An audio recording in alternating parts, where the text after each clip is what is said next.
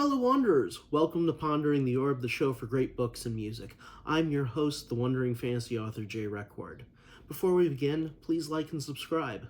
Now, on to the journey.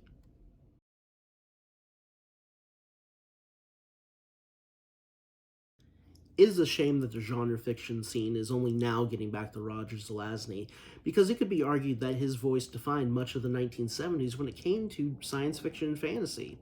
His best-known work, The Chronicles of Amber, walked the razor's edge of what fantasy could be, employing time travel, interdimensional sorceries, and grimdark character before we really had the term grimdark. Reading from 1970's Nine Princes of Amber, let's embark on a story of darkness, revenge, and dimensions. Nine Princes in Amber by Roger Zelazny. 1. It was starting to end after what seemed most of eternity to me. I attempted to wriggle my toes, succeeded. I sprawled there in a hospital bed and my legs were done up in plaster casts, but they were still mine. I squeezed my eyes shut and opened them 3 times. The room grew steady. Where the hell was I? Then the fogs were slowly broken, and some of that which was called memory returned to me. I recalled nights and nurses and needles. Every time things would begin to clear a bit, someone would come in and jab me with something. That's how it had been. Yes. Now, though, I was feeling halfway decent. They'd have to stop. Wouldn't they? The thought came to assail me. Maybe not. Some natural skepticism as to the purity of all human motives came and sat upon my chest. I had been over-narcotized, I suddenly knew. No real reason for it, from the way I felt, and no reason for them to stop now, if they had been paid to keep it up. So play it cool and stay dopey, said a voice which was my worst, if wiser self. So I did. A nurse poked her head in the door about 10 minutes later, and I was, of course, still sacking Z's. She went away. By then, I reconstructed a bit of what had occurred. I had been in some sort of accident, I vaguely remembered. What had happened after that was still a blur, and as to what had happened before, I had no inkling whatsoever. I had been in a hospital, then brought to this place, I remembered. Why? I don't know. However, my legs felt pretty good. Good enough to hold me up, though I don't know how much time had lapsed since their breaking, and I knew they had been broken. So I sat up. It took me a real effort, as my muscles were very tired. It was dark outside, and a handful of stars were standing naked beyond the window. I winked back at them and threw my legs over the edge of the bed. I was dizzy, but after a while it subsided and I got up, gripping the rail at the head of the bed, and I took my first step. Okay, my legs held me. So, theoretically, I was in good enough shape to walk out. I made it back to the bed, stretched out and thought. I was sweating and shaking, visions of sugar plums, etc. In the state of Denmark, there was an odor of decay. It had been in an accident involving an auto, I recalled. One hell of a one. Then the door opened, letting in light, and through slits beneath my eyelashes I saw a nurse with a hypo in her hand. She approached my bedside, a hippie broad with dark hair and big arms. Just as she neared, I sat up. Good evening, I said. What? Good evening, she replied. When do I check out, I asked. I'll have to ask the doctor. Do so, I said. Please roll up your sleeve. No, thanks. I have to give you an injection. No, you don't. I don't need it. I'm afraid that's for the doctor to say. Then send him around and let him say it. But in the meantime, I will not permit it. I'm afraid I have my orders. So did Eichmann. Look what happened to him. And I shook my head very slowly. Very well, she said. I'll have to report this. Please do, I said. And while you're at it, tell him I've decided to check out in the morning. That's impossible. You can't even walk. And they were internal injuries. We'll see, said I. Good night. She swished out of sight without answering. So I laid there and mauled. It seems I was in some sort of private place, so somebody was footing the bill. Whom did I know? No visions of relatives appeared behind my eyes. Friends either. What did that leave? Enemies? I thought a while. Nothing. Nothing to benefact me thus. I'd gone over a cliff in my car, and into a lake, I suddenly remembered. And that was all I remembered. I strained and began to sweat again. I didn't know who I was.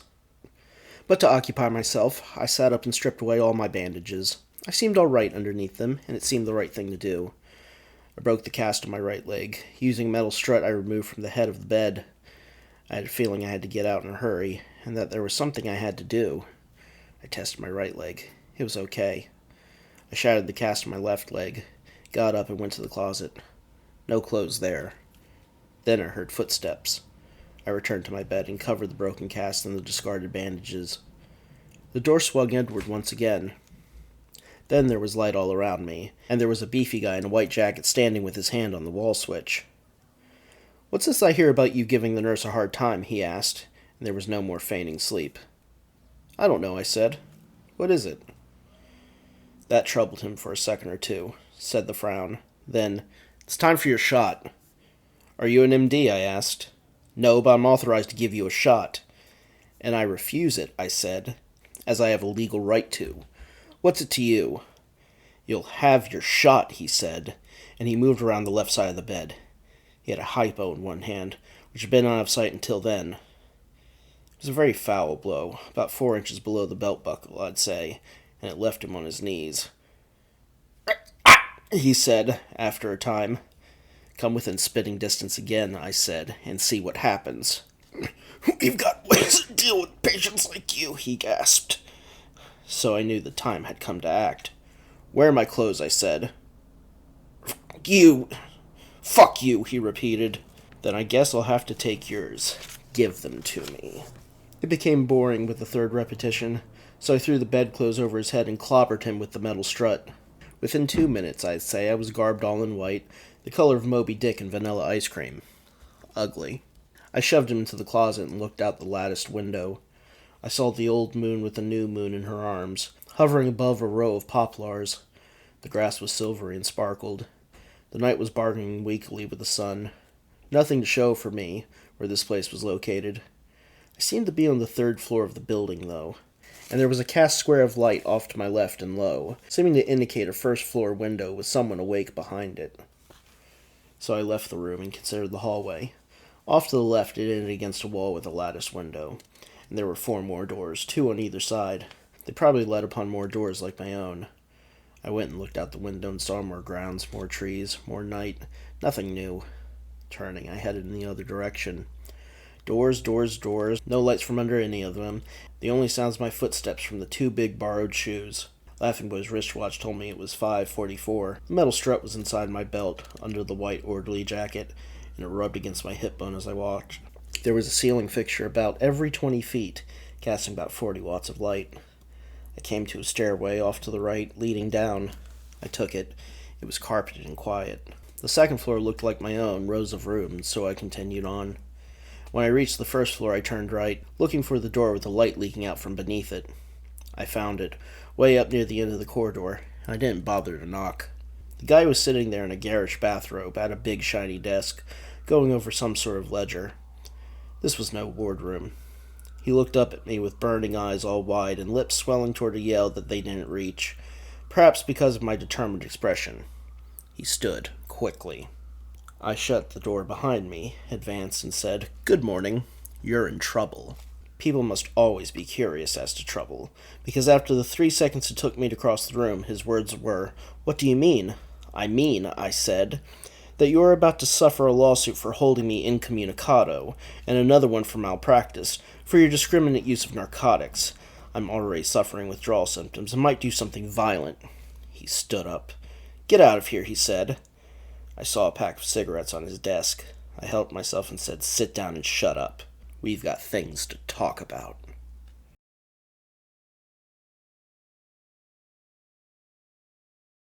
More Sword and Sorcery is always a good thing, and we're continuing to highlight recent releases from New Edge Sword and Sorcery, a magazine and movement dedicated to expanding the genre's bounds. We follow up with issue 4, and once again, we bring back one of the modern titans to Pondering the Orb. Reading from his story, The Concord of the Uthar, this tale is by the great Kirk A. Johnson. The Concord of the Uthar by Kirk A. Johnson.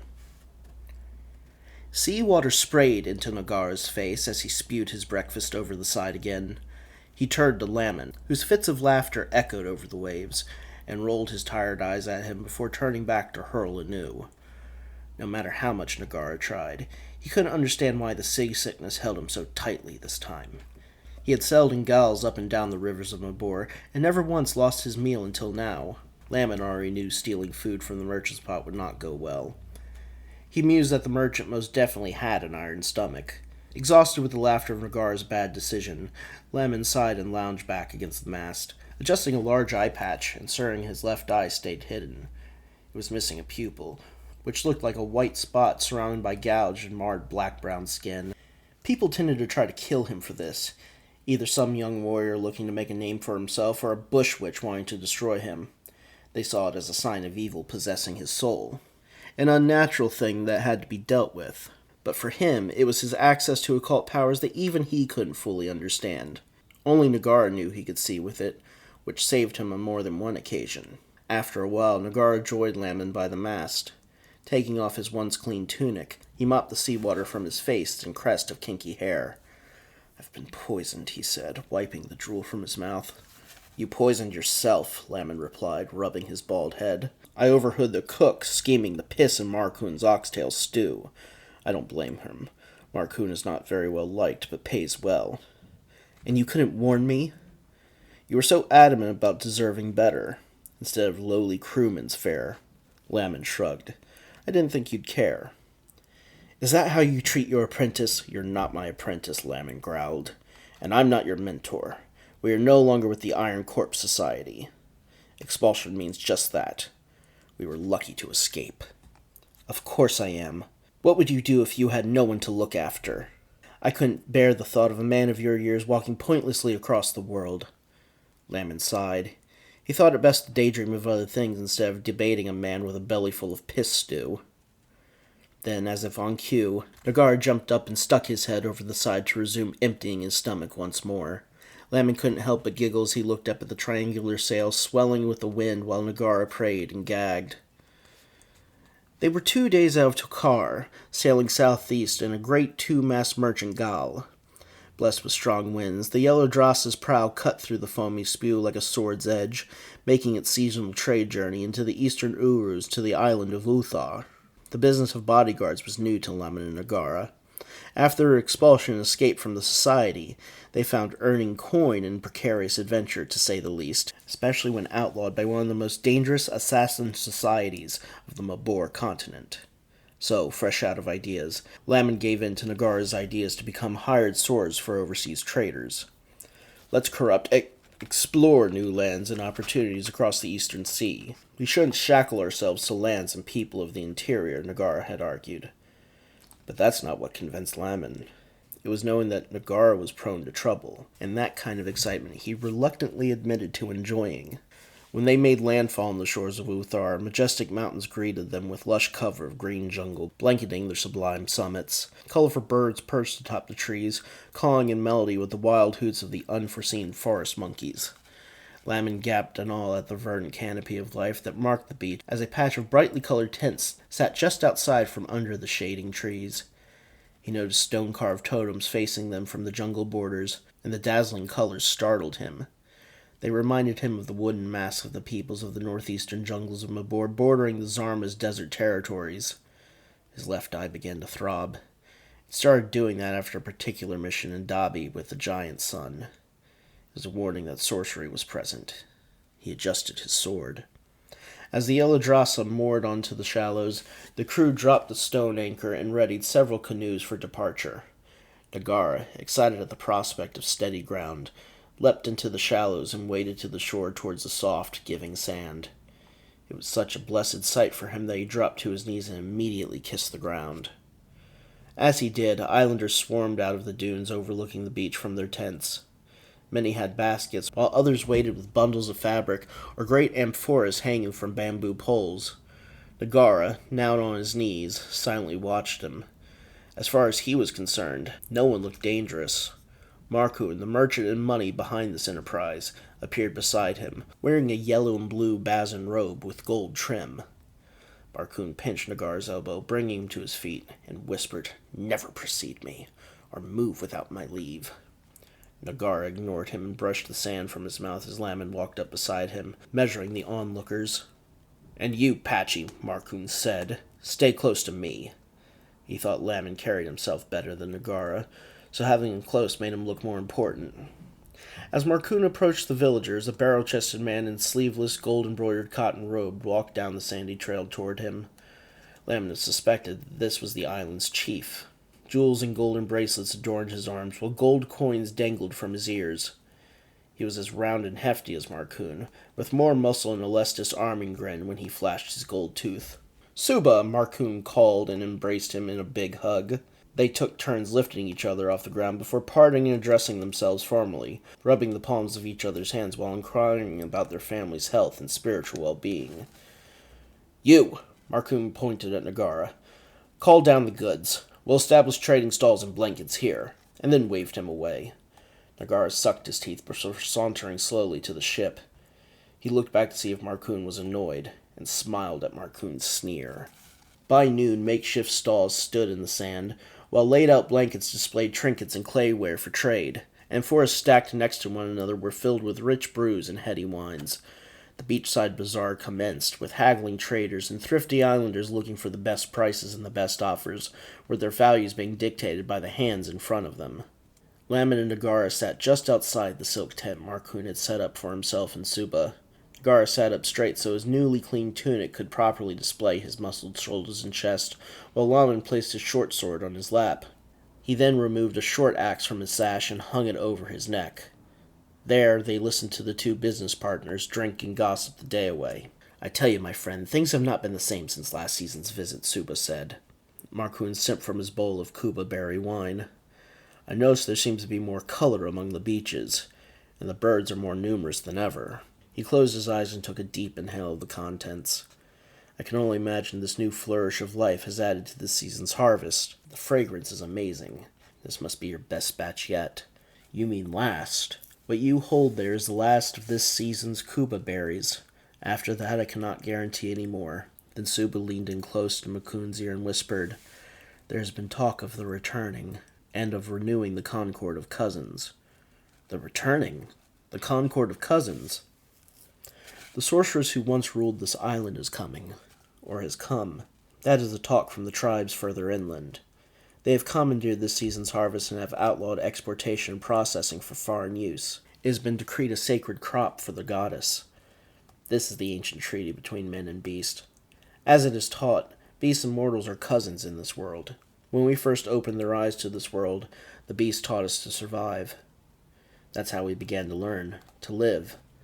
The Concord of Cousins is to be honored." Markoon slowly shook his head. "You can't possibly agree to this." "I haven't, but the berries are grown inland by those we trade with. Many follow this decree. They fear breaking with the agreement. They fear her wrath." "And you believe the sorceress has returned?" Markoon burped. "My friend, there are things far older and greater than the wind and sea. Things that hide far from our vision. Things that conspire with and against the gods."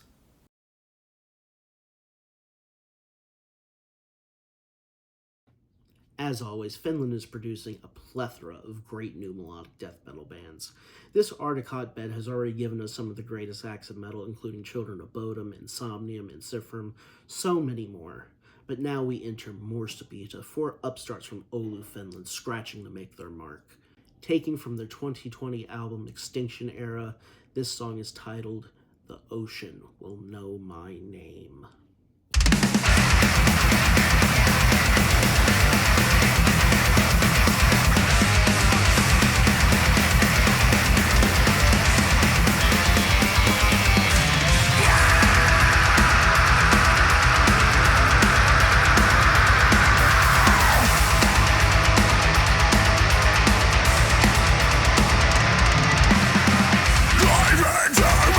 Waters, up to dance and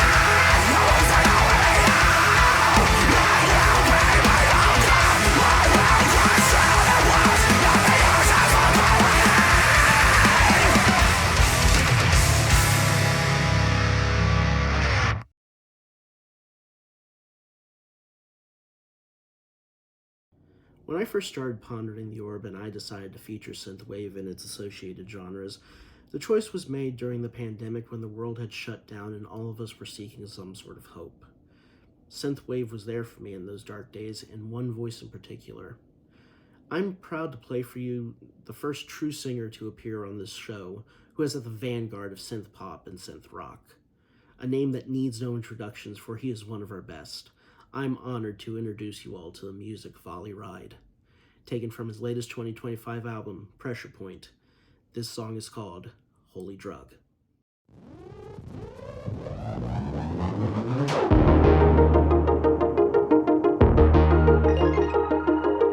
I keep looking out for your holy God. So disconnected, trying to find a way to get to you.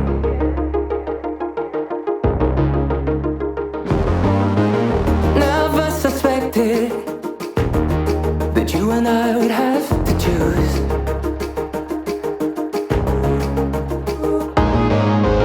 Where do we go from here? Gotta get a life before we disappear. Time is pressing on.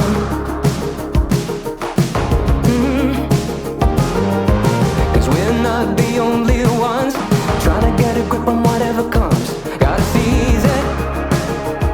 Can you see it? Cause you're giving me something I can count on. Free the heartache. I've been holding out for your holy drug. It's calling on the outside from the streetlight.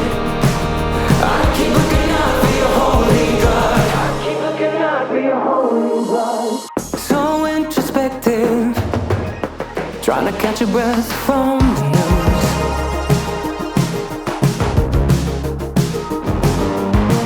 I heard them say it, they're shutting down everything we knew.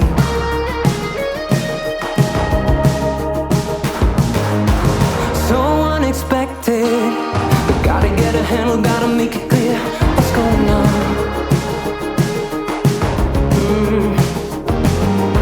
Cause we're not the only ones trying to get a grip on whatever comes. Gotta seize it.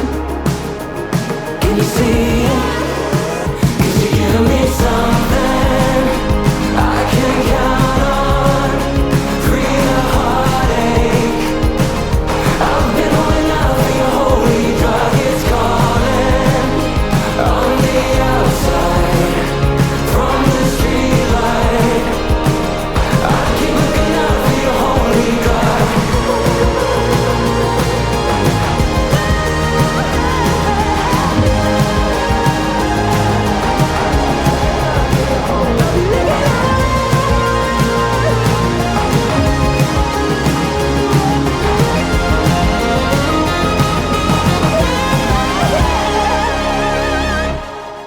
I keep looking out for your holy drug. I keep looking out for it. I keep looking out for your holy drug. I keep looking out for it. I keep looking out for it. I keep looking out for your holy drug. I keep looking out for it. I keep looking out for your holy drug. I keep looking out for it. Cause you're giving me something I can count on. Free the heartache. I've been holding out for your holy drug. It's calling on the outside from the streetlight. I keep looking out for your holy drug. What is forever after all this time? We've run the distance, gone the extra mile. Cause you give the sun's return, anticipation rise. I think I'm ready now. I'm ready to take flight. And that's all for now. Please remember to check out all the links for the books and music below, and remember to like and subscribe. See you all soon.